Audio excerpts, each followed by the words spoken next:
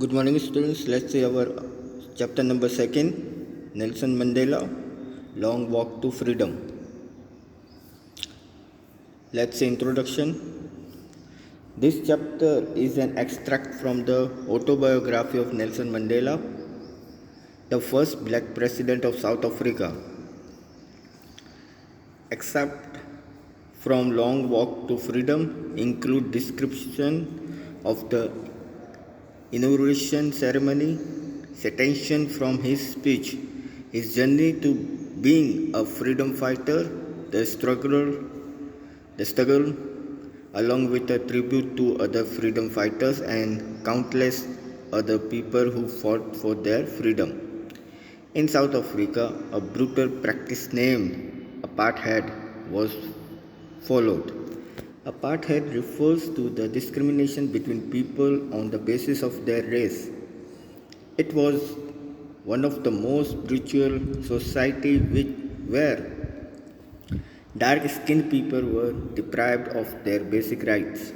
This lesson gives us an overview as to how Nelson Mandela, along with others, carved their way to a society where there will be no discrimination on the basis of their color, caste, race, age और gender.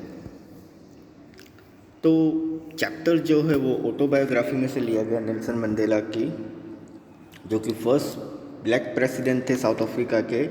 Long walk to freedom जो है उसमें ये सारी चीज़ें include की गई है कि जहाँ पे एक इनॉग्रेशन सेरेमनी, यानी कि जहाँ पे जब वो प्रेसिडेंट बने थे एक सेरेमनी रखी गई थी जहाँ पे उन्होंने एक स्पीच दी थी रिलेटेड टू उनकी जो जर्नी रही पूरी जब वो फ्रीडम फाइटर थे तब, और जिन्होंने स्ट्रगल किया, अदर जो फ्रीडम फाइटर्स जो थे जिन्होंने स्ट्रगल किया उनको भी उन्होंने ट्रिब्यूट किया है, और उन लोगों को भी ट्रिब्यूट किया जो कि काउंटलेस अदर पीपल, जो कि कह सकते हैं कि उस समय शायद इतने इम्पोर्टेंट पीपल नहीं रहे होंगे, लेकिन उन्होंने उनको भी थैंक यू बोला है उसमें।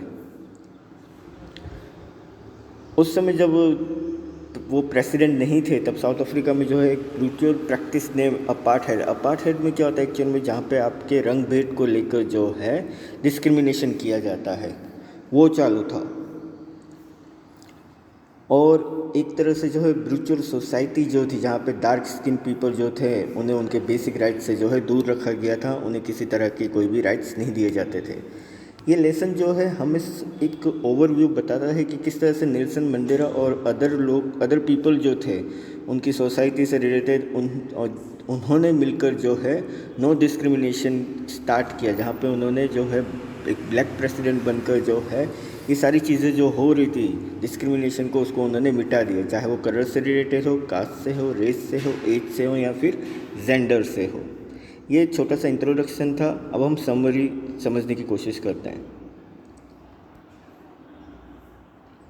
तो एक तरह से अगर हम बात करें, है ना, अपार्टहाइड की, तो उसमें क्या है कि एक्चुअल में जो होता है कि अ पॉलिसी और सिस्टम ऑफ सेग्रीगेशन और discrimination on grounds of race.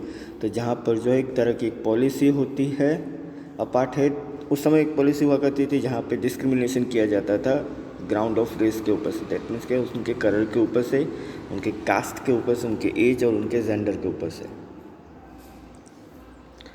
10th May was the day when Nelson Mandela sworn in as the first black head of state, South Africa. It was after a year of struggle that his anti-Brexit party came into power. Until then, the seat had always been occupied by white presidents. That is why the author referred to the day as bright and clear. It was a morning full of hope. Day before this date, many notable personalities started congratulating him for his victory. For the first time in the country's history, so many international leaders came together for their inauguration ceremony. The ceremony took place in an open circular building made of sandstone, consisting of union buildings in the Pretoria city. The author was accompanied by his daughter Zenani on his big day. First, the two vice presidents took an oath. तो 10th of May को जो है ये वो दिन है जब Nelson Mandela जो है वो फर्स्ट ब्लैक प्रेसिडेंट बने थे साउथ अफ्रीका के। और ये बहुत साल पहले जो स्ट्रगल जो उन लोगों ने किया था ये उनकी जीत का दिन था, क्योंकि इतना स्ट्रगल करने के बाद जो है एक एंटी रेसिस्ट पार्टी जो है वो पावर में आई। और उसके बाद जो है, क्योंकि उससे पहले ऐसा था कि जो सीट जो है वो वाइट प्रेसिडेंट्स जो होते थे वो ऑक्यूपाइड कर लिया करते थे, लेकिन ये दिन जो था ऑथर ने उसको किस तरह से रेफ़र किया, ब्राइट एंड क्लियर के नाम से रेफ़र किया। सुबह का दिन था, बहुत सारे होप्स थे उनके पास, और ये डेट जो है उस समय जो है बहुत सारी पर्सनैलिटीज़ जो है उनको कॉन्ग्रेचुलेशन कर रही थी उनकी जीत पर। और ये पहली बार ऐसा हुआ था पूरी कंट्री के हिस्ट्री में कि बहुत सारे जो इंटरनेशनल लीडर्स जो थे वो उनकी सेरेमनी में नहीं, जब वो प्रेसिडेंट जब उन्हें बनाया गया था नेल्सन मंडेला को, तो उनकी सेरेमनी में वो सारे के सारे जो इकट्ठा हुए थे। और सेरेमनी कहाँ पे की गई थी? एक ओपन सर्कुलर बिल्डिंग थी जो कि सैंडस्टोन से बनी हुई थी, यूनियन बिल्डिंग प्रिटोरिया सिटी में। और वहाँ पे जो है ऑथर अपनी डॉटर के संग, ऑथर दैट मीन्स के नेल्सन मंडेला जो है अपनी डॉटर के संग, ज़ेनानी के संग जो है वो अब उस बड़े दिन को जो है सेलिब्रेट करने के लिए आए हुए थे। तो पहले जो है दो वाइस प्रेसिडेंट जो है उन्होंने शपथ ली। देन व्हेन हिज टर्न, तो शॉन का मीनिंग होता है given under oath, that means जब कोई एक शपथ ली जाती है। Came, he committed to respect, protect and abide by the constitution and to devote his entire self into the welfare of this country। तो उसके बाद जब उन्होंने शपथ ली तो उन्होंने हर एक की रिस्पेक्ट की, हर एक को प्रोटेक्ट करने का जो है उन्होंने प्रॉमिस किया, और साथ ही साथ उन्होंने जो कॉन्स्टिट्यूशन जो है उसको उन्होंने जो है जो कॉन्स्टिट्यूशन में जो सारी चीज़ें आती है उससे रिलेटेड उन्होंने उनकी हेल्प करने के लिए भी जो है अपनी कंट्री के लोगों की हेल्प करने के लिए उन्होंने वो सारे प्रॉमिसेस किए, जो कि अक्सर किया जाता है जब भी कोई प्रेसिडेंट बनता है तो वो अपने देश के लिए कुछ ना कुछ बोलता ही है। The author also mentions some parts of his speech where he said that everyone by his presence was giving rise to hope for a new beginning। तो ऑथर यहाँ पे एक और चीज़ मेंशन करते हैं, जब कुछ पार्ट्स जो उनके स्पीच के थे जब उन्होंने स्टार्ट किया तो उन्होंने सबको ये बोला कि आज जिन्होंने भी प्रेजेंस जो भी आज यहाँ आए हुए थे, है ना, तो एक तरह के ना मुझे एक होप दे रहे, एक न्यू बिगनिंग के लिए, तो एक राइज हुआ नया होप कि यहाँ से जो है बहुत सारी चीज़ें चेंज हो गई साउथ अफ्रीका की। Previous rulers were discriminatory and lasted for long, but the ones who are given the opportunity to rule now would stand up against discrimination।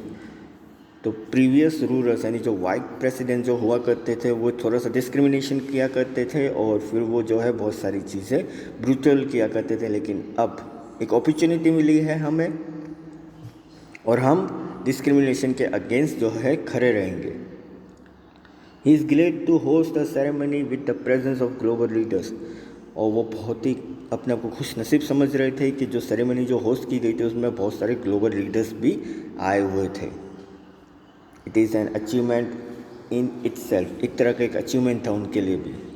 There was a time when South Africa for practising apartheid lost all its international political relationships. एक दिन ऐसा भी था जब south Africa में जो है apartheid जो डिस्क्रिमिनेशन किया जा रहा था उस रीज़न से जो है इंटरनेशनल पॉलिटिकल रिलेशनशिप जो है वो बिल्कुल ख़त्म हो चुके थे। Now when there is no segregation on the basis of race and gender, other nations are happy to have healthy democratic relationship. अब जब यहाँ पे किसी तरह का कोई भी डिस्क्रिमिनेशन नहीं है, किसी तरह का कुछ भी जो हम कहते हैं ना कि भेदभाव नहीं है, सेपरेट नहीं किया जा रहा है किसी को भी उसके रंग या उसकी जाति या उसके एज या उसके जेंडर से, आज सारे नेशन जो है बहुत खुश हैं कि एक हेल्दी डेमोक्रेटिक रिलेशनशिप जो है वो बिल्ड होने वाला है।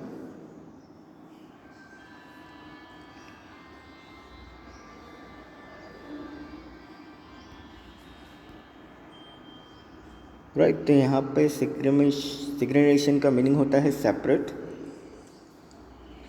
Finally they have come to power and they pledge to make everyone proud. तो उसके बाद वो जैसे ही पावर में आए तो उन्होंने प्लेज ली और सब जो है प्राउड फील कर रहे थे। He thank everyone specially the international leaders for joining them in celebrating their achievement which is a step towards an equal society where every human will treated fairly। तो सबका thank you कह रहे थे, जो international leaders जो आए हुए थे जिन्होंने उस समय ज्वाइन किया था, सेलिब्रेट कर रहे थे उनके अचीवमेंट को लेकर, तो उन्होंने उनको भी थैंक यू बोला। और एक स्टेप जो आगे की ओर जा रहा था, जहाँ पे इक्वल सोसाइटी रहेगी, जहाँ पे लोगों को उनके रंग या उनके कलर्स यानी उनके रेस, उनके जेंडर, उनकी एज से उनको ट्रीट नहीं किया जाएगा, उनको अच्छी तरह से सारी चीज़ों से ट्रीट किया जाएगा। दैट मीन्स के रंग के हिसाब से ट्रीट नहीं करेंगे, लेकिन उनके काम के हिसाब से जो है उन्हें ट्रीट किया जाएगा। He mentions that after great struggle they have finally achieved political freedom। तो उन्होंने एक और चीज़ मेंशन की कि बहुत इतना अच्छा स्ट्रगल हम लोगों ने किया, हमने इतना स्ट्रगल किया, उसके बाद जो है हमें ये एक अचीवमेंट मिला है पॉलिटिकल फ्रीडम में। His government promised to free everyone for still existing poverty, hardship and inequalities of all kind, along with us assuring everyone of a country where no community will be considered inferior। तो यहाँ पर उनकी government ने promise किया हर एक से कि जो पॉवर्टी से रिलेटेड जो इश्यूज़ हैं, हार्डशिप है, इनइक्वलिटी जो दिख रही है, उसको वो लोग अपनी कंट्री से जो है ख़त्म करके रहेंगे। कोई भी ऐसी कम्युनिटी नहीं रहेगी जो कि इस तरह का जो है डिस्क्रिमिनेशन करे, इनइक्वलिटी करके दे। He then exclaims that freedom should rule and may God shower his blessings on their land। उन्होंने कोई चीज़ क्लेम की है, कोई चीज़ बोली उन्होंने कि फ्रीडम जो है वो रूल करेगा और भगवान जो है हमारे ऊपर शावर, अपनी ब्लेसिंग से जो है शावर करेगा इस लैंड के ऊपर, यानी कि साउथ अफ्रीका के ऊपर। Just after the newly elected president's address to the audience, an impressive arrangement of fighter jets, helicopters and soldier transporters raised everyone's head up in the sky। जब newly elected president जो है उन्होंने जब अपने लोगों को एड्रेस, अपनी audience को जब एड्रेस किया, उसके बाद जो है इम्प्रेसिव अरेंजमेंट किया गया फाइटर जेट्स के थ्रू, हेलीकॉप्टर्स के थ्रू, सोल्जर्स जो ट्रांसपोर्टेटर्स जो थे उन्होंने अपना सिर जो है आसमान के ऊपर किया। एक तरह से जो कहते हैं ना कि परेड की जाती है जब एक प्रेसिडेंट बनते हैं, तो उस तरह की जो है उन्हें उनका स्वागत किया जा रहा था। It symbolized perfection as well as military's respect and obedience towards the free country. तो एक तरह से जो है हम ये देख सकते हैं कि एक सिम्बोलाइज कर रहा था परफेक्शन का, कहाँ पर, तो मिलिट्री रिस्पेक्ट भी दे रही थी और obedience towards the free country. तो एक तरह से जो है उन्हें जो है रिस्पेक्ट भी मिल रहा था और साथ ही साथ जो उन्होंने प्रॉमिस किया था वो सारा जो है उनकी फ्री कंट्री को भी मिल रहा था कि उन्होंने जो चीज़ें कही वो करके दिखाने वाले थे। The high commanders who have won medals for their bravery also saluted and promised their royalty। तो वहाँ पे जो एक हायर कमांडर्स जो थे जिन्होंने बहुत सारे मेडल्स जीते थे, वो भी उन्हें सैल्यूट कर रहे थे और प्रॉमिस कर रहे थे कि वो अपनी रॉयल्टी दिखाएंगे। Mandela mentions that he was well aware that these commanders who were now saluting him would have arrested him under the previous rule, as during the oppressive white supremacy he was considered to be a criminal। तो Mandela ने एक और चीज़ mention की इसमें कि वो इन लोगों से भी अवेयर है, इन कमांडर से भी अवेयर है जो आज मुझे सैल्यूट कर रहे हैं। उन्होंने प्रीवियस रूल जब चालू था जहाँ पर वाइट प्रेसिडेंट्स जो है वो रूल किया करते थे साउथ अफ्रीका में, तब उन्होंने मुझे अरेस्ट कर लिया था और मुझे क्रिमिनल जो है कंसीडर किया गया था। क्योंकि उस समय मैं फ्रीडम फाइटर था और मैं साउथ अफ्रीका को फ्री कराने के लिए उस समय जो है फाइट कर रहा था, इसलिए। The air show finally ended by making of the south African flag in the sky from smoke beneath the jets. तो एयर शो जो है वो फाइनली तब ख़त्म हुआ जब साउथ अफ्रीकन फ्लैग जो है आसमान में लहराया।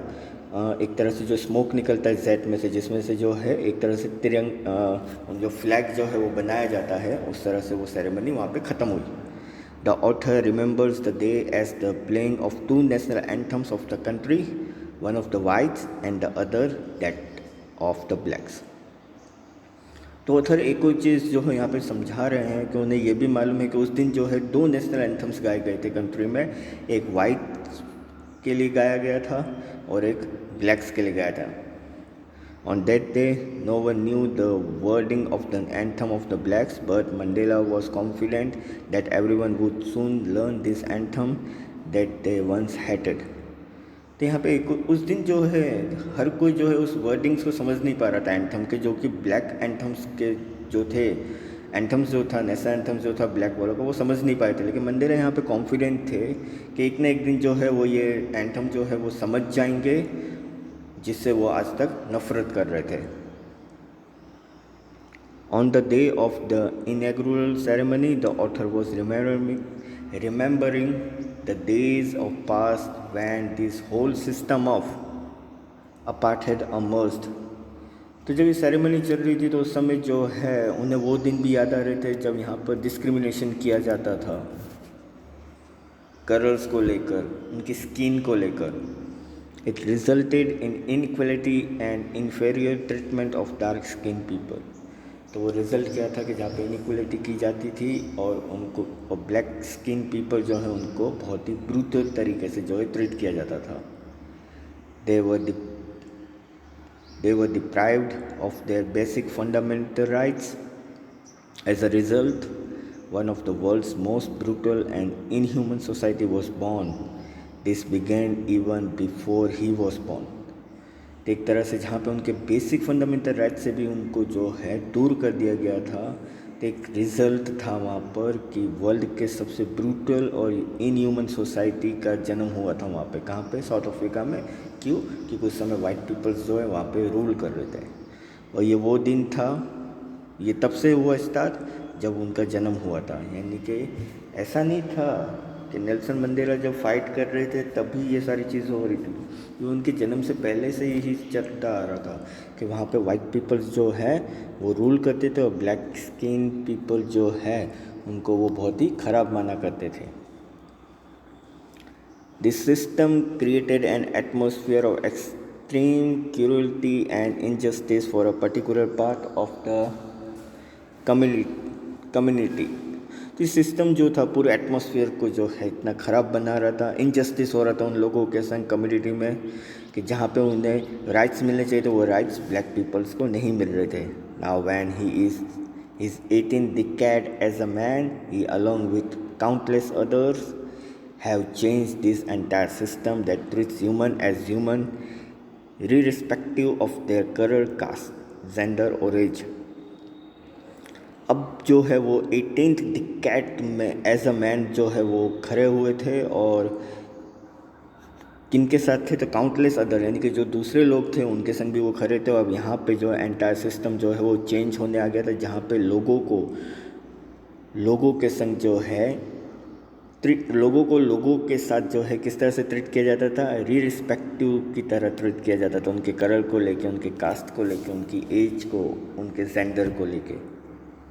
This equal and free country was a result of sacrifice of countless other men and women who have fought all their lives for this day।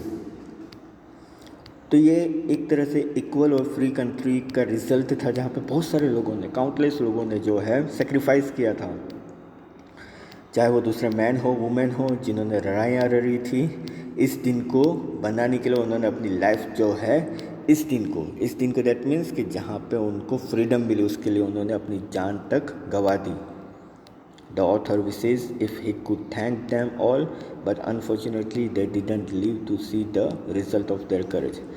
तो यहाँ पे ऑथर एक विश करते हैं वो कि वो उनको थैंक तो कहना चाहते हैं, लेकिन अनफॉर्चुनेटली वो आज ज़िंदा नहीं है। जो रिज़ल्ट उन्होंने अपनी हिम्मत करके दिखाया उस और वो आज ज़िंदा नहीं है, नहीं तो वो उनको बहुत थैंकफुल मानते हैं। Nelson Mandela gathered his courage and power from all these people and thus wishes to make them proud. तो नेल्सन मंडेला जो है उनके करेज को, उनके पावर को जो है लोगों तक पहुंचाते हैं, बोलते हैं और विश करते हैं, और साथ ही साथ उनको और विश करते हैं और साथ ही साथ वो प्राउड फील करते हैं कि आज उनकी हिम्मत और उनके पावर की वजह से आज हम जो है बिल्कुल फ्री हो गए हैं. The oppression policy scared many people and it will take a long time for them to move on. तो एक ऑपरेशन करके जो एक पॉलिसी जो थी उन्होंने बहुत सारे लोगों को डरा के रखा हुआ था और ये बहुत लंबे समय तक चला. उसके बाद फिर वो जो है चलता रहा.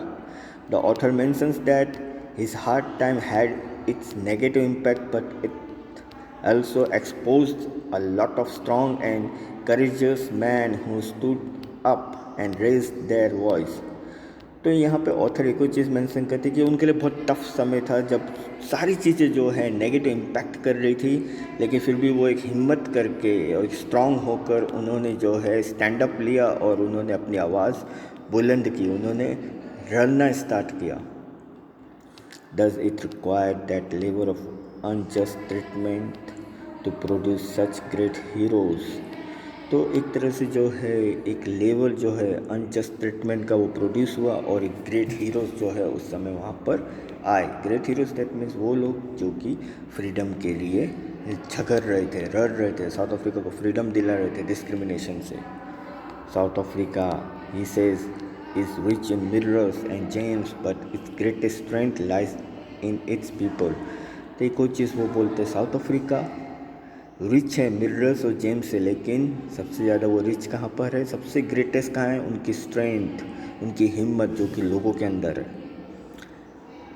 Nelson Mandela gained his strength to stand against the wrong from all the great nationalists he mentioned above, who have even risked their lives for freedom and tolerated ill treatment but never stopped fighting. Nelson Mandela जो है हिम्मत बांधते हुए जो भी गलत हो रहा था उसके अगेंस्ट खड़े होकर उन्होंने ग्रेट नेशनलिस्ट जो थे उनको मेंशन करते हुए एक चीज़ बोली कि जिन लोगों ने रिस्क लिया अपनी लाइफ को लेकर फ्रीडम दिलाने के लिए, उन लोगों ने बहुत सारी यातनाएं भी सही, लेकिन वो कभी भी हिम्मत नहीं हारे, उन्होंने कभी भी फाइटिंग करना नहीं छोड़ा. He learned that courage didn't mean the absence of fear but the ability to overcome fear. तो उन्होंने एक चीज़ बताई कि यहाँ पे उन्होंने करेज को लेके क्या सीखा. करेज यानी ये नहीं है कि आपके अंदर डर नहीं है, लेकिन आप अपने डर को किस तरह से काबू कर लेते हो ना, वो करेज होता है. उससे किस तरह से आप बाहर आ जाते हो. The man who overcomes his fear is called brave. जो आदमी डर के ऊपर काबू पा लेता है ना, वो हिम्मत वाला इंसान होता है. One is taught by its society to hate humans because of their skin.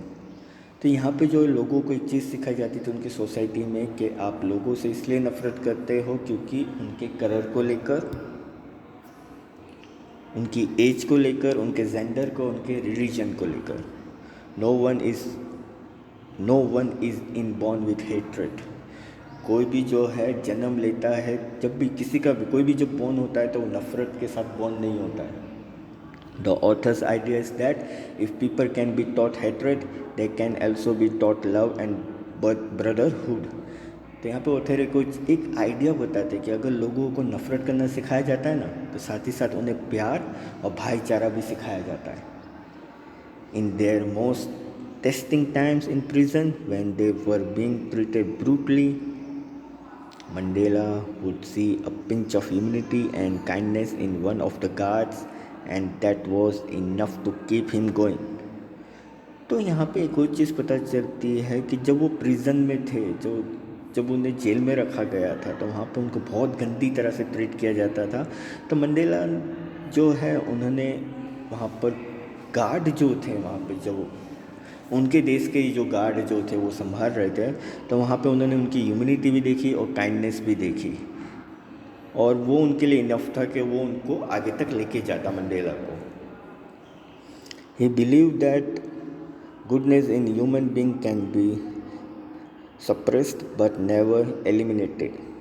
तो वो बिलीव करते थे कि अगर इंसान के अंदर अगर अच्छाई जिंदा है ना तो वो उसको आगे तक लेके जा सकती है, उसको कभी ख़त्म की नहीं जा सकती। According to the author, every human being has its responsibility towards the family and as well as the society। तो यहाँ पे अकॉर्डिंग टू द ऑथर के हिसाब से क्या है कि हर एक ह्यूमन बीइंग जो है उसकी रिस्पॉन्सिबिलिटी अपनी फैमिली को लेकर और साथ ही साथ अपनी सोसाइटी को लेकर। Generally under normal curriculum states a person can maintain the balance between the two, but in countries like South Africa it was never so easy। तो यहाँ पे एक और चीज़ समझ में आती है कि अंडर नॉर्मल सर्कमस्टेंसेस के हिसाब से अगर हम देखें नॉर्मल, तो पर्सन जो है उसे एक बैलेंस मेंटेन करना ज़रूरी है।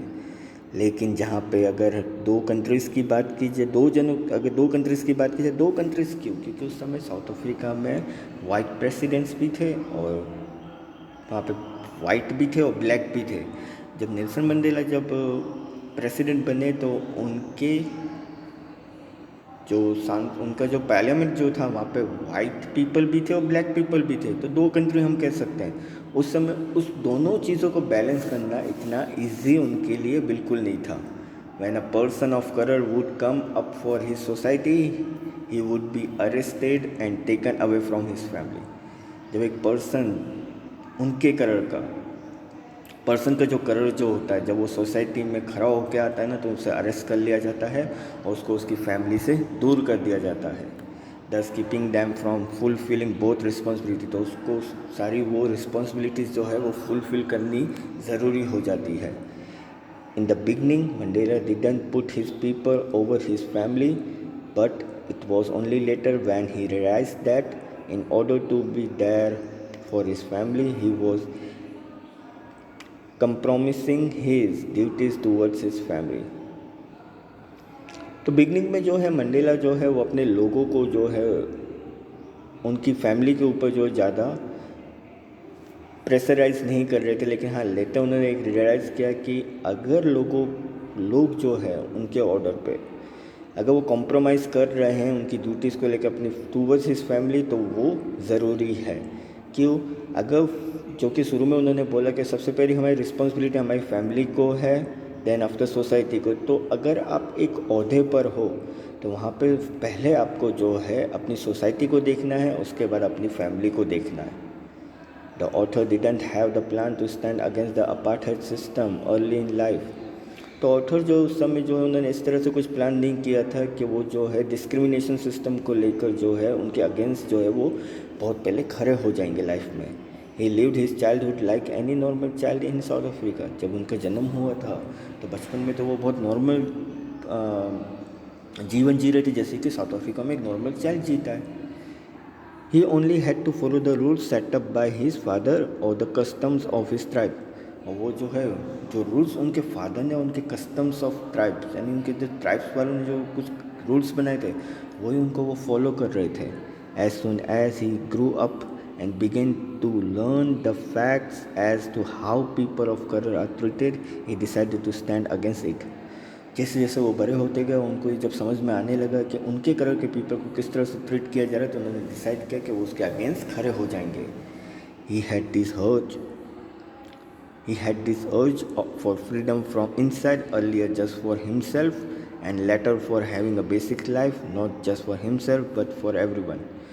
तो पहले तो फ्रीडम उन्हें अपने अंदर से चाहिए थी, ना कि अपने लिए चाहिए थी। लेकिन उसके धीरे धीरे बाद जो है बेसिक लाइफ के लिए उन्हें फ्रीडम नहीं चाहिए थी। उन्हें फ्रीडम किसके लिए चाहिए थी? तो अपनों के लिए चाहिए थी, खुद के लिए भी चाहिए थी और सबके लिए चाहिए थी। तो यहाँ से एक कॉन्सेप्ट समझ में आता है कि क्योंकि उस समय जब वो हैं एक एज पे थे, सर्टन एज पे थे जहाँ पे उन्हें फ्रीडम पहले अपने अंदर से चाहिए थी। अंदर से दैट मीन्स कि जहाँ पे उनकी स्किन के कलर को लेकर, उनकी एज, उनकी कास्ट को लेकर जो है किसी तरह का डिस्क्रिमिनेशन नहीं किया जाए। उसके बाद जो है उन्हें खुद के लिए भी फ्रीडम चाहिए थी ताकि वो दूसरों को भी फ्रीडम दिला सके। और उसके बाद उन्हें खाली खुद के लिए नहीं लेकिन अपने आसपास के सभी लोगों के लिए फ्रीडम चाहिए थी। In Johannesburg, they had to struggle for having a peaceful marriage, family and basic amenities which everyone has to access to. तो जोहान्सबर्ग में उन्होंने बहुत स्ट्रगल किया जब उनकी एक पीसफुल मैरिज हुई, उनकी फैमिली थी, उनके कुछ बेसिक एनिमिटीज़ थे और जहाँ पे सभी को एक हक था, where law and order exist, और जहाँ पे एक लॉ भी था और ऑर्डर एग्जिस्ट भी थे. Nelson Mandela joined the African National Congress ANC when he realized it is not only him whose basic rights were snatched away but all of those who look like him. तो उन्होंने Nelson Mandela ने जो African national Congress जो है वो join कर लिया और वहाँ पे उन्हें रियलाइज़ हुआ कि खाली उनके बेसिक राइट्स नहीं छीने गए थे, उनके जैसे दिखने वाले लाखों लोगों के बेसिक राइट्स जो है छीन लिए गए थे. He had this fire inside him to free his people from the injustice. अब उनके अंदर एक आग जल चुकी थी जहाँ पे वो अपने जैसे लोगों के इनजस्टिस को जो है ख़त्म करना चाहते थे. It was this fire that changed the author completely as a man, from being scared to brave, a lawyer to the one breaking the law, a family man to a man without a home, and a lively man into being a monk. तो एक आग जल चुकी थी उनके अंदर जिसने author को एक कम्प्लीटली इंसान बनाया, जहाँ डर से उनको ताकत दी और एक तरह से एक ऐसा लॉयर बनाया जो कि एक लॉ को जो है वो तोड़ सके. एक फैमिली मैन में से एक मैन बनाया जिसके पास घर नहीं और वो जो है किस तरह से जी रहा है जैसे कि एक साधु संत होते ना वैसे जी रहा है. It was the knowledge that he and his people have restricted freedom that made him into a selfless man as opposed to before. एक तरह का नॉलेज सा जो दिख रहा था उनके लोगों के लिए, जहाँ पे उनको जो है उनकी फ्रीडम से छीन लिया गया था, रस्टिकेट किया गया था, यानी कि उनको जो है वंचित रखा गया था उनकी फ्रीडम से, और वहाँ पे जो है वो एक सेल्फलेस मैन बन के आए थे जिनकी फ्रीडम छीन ली गई थी पहले. According to him freedom cannot be divided. उनके हिसाब से क्या कहना है कि फ्रीडम जो है उसको डिवाइड नहीं किया जा सकता. Snatching it away from some was equivalent to taking it away from everyone, and that meant taking it away from the author. तो यहाँ पे एक चीज़ समझ में आती है कि अगर किसी से किसी की फ्रीडम अगर छीन ली जाती है, अगर आपसे आपकी सारी फ्रीडम छीन ली जाती है तो इसका मतलब ये है कि वो फ्रीडम खाली आप से ही नहीं छीनी गई है, वो ऑथर से भी छीनी गई थी. खाली बाकी लोगों से नहीं छीनी गई थी, ऑथर से भी वो फ्रीडम जो है छीन ली गई थी उस समय. He mentioned that the need to free the oppressor as high as that of the oppressed because अभी एक चीज़ वो मेंशन करते हैं कि जिनकी फ्रीडम छीन ली गई थी है ना, तो उनको भी फ्रीडम चाहिए जो कि जिनकी फ्रीडम छीन ली गई है, और साथ ही साथ उन्हें भी जो है उनको भी फ्री कर दिया जाए जो कि अपनी खुद की जो है फ्रीडम जो है लोग सामने वाले को दे देते हैं. क्यों? क्योंकि जो ऑपरेसर जो है is bound by the shackles of hated. तो ऑपरेसर यानी जिसकी फ्रीडम छीन ली जाती है उसके संग नफ़रत की तरह देखा जाता है, और जो अपनी फ्रीडम दूसरों को दे देता ऑपरेस्ड, ऑपरेसर और ऑपरेस्ड. तो जो लोग अपनी फ्रीडम दे देते वो ऑपरेस्ड है, और ऑपरेसर वो है जिनकी फ्रीडम छीन ली जाती है. He has the weight of all the people who he has tormented, for he carries the curses of all of their families. तो उनके ऊपर एक बोझ था उन लोगों का भी जिनके संग बहुत ही ख़राब तरीके से जो है बिहेव किया गया था, उनको उनकी फैमिली से दूर कर दिया गया था. For taking away someone else freedom, जब किसी की फ्रीडम ले ली जाती है, and making them a prisoner, और जब उसे एक कैदी बना दिया जाता है, he becomes a prisoner of बैनेसिस. तो वो जो है एक प्रिजनर बन जाता है जो कि आगे जाकर जो है वो एक कहते हैं ना हम रिबेल की तरह काम करता है. Does he is robbed of his immunity and need to be free. एक तरह से जो है वो तरह से जो है कि किसी की जब छीन ली जाती है फ्रीडम और उसकी इम्यूनिटी जो है, ह्यूमैनिटी यानी मानवता, ये सारी चीज़ें जो है जो वो छीन ली जाती, चोरी कर ली जाती है, तब उसे जो है एक तरह से एक फ्रीड यानी खाने की भूख जगती है उसके अंदर कि अब उसे जो है किसी तरह से भी जो है आज़ादी चाहिए। तो ये सारे लेसन में ये पूरे, अगर हम नेल्सन मंडेला का अगर ये लेसन समझने की कोशिश करें तो वहाँ पे वो एक ही चीज़ पे सबसे ज़्यादा जो है फोकस कर रहे वो है फ्रीडम को लेकर, जहाँ पे डिस्क्रिमिनेशन देखने को मिल रहा था हमें उनके कलर्स को लेकर, उनके स्किन के कलर को लेकर, उनकी एज, उनके कस्टम्स को लेकर उन्होंने किस तरह से जो है स्ट्रगल किया, वो सारी चीज़ें हमें इसमें समझ में आ रही हैं। तो यहाँ पे आपका जो चैप्टर जो है वो यहाँ पे कंप्लीट होता है। इसके रिलेटेड अगर आपको कोई भी डाउट है या कोई भी क्वेरी है तो आप मुझे कॉल कर सकते हैं। Thank you.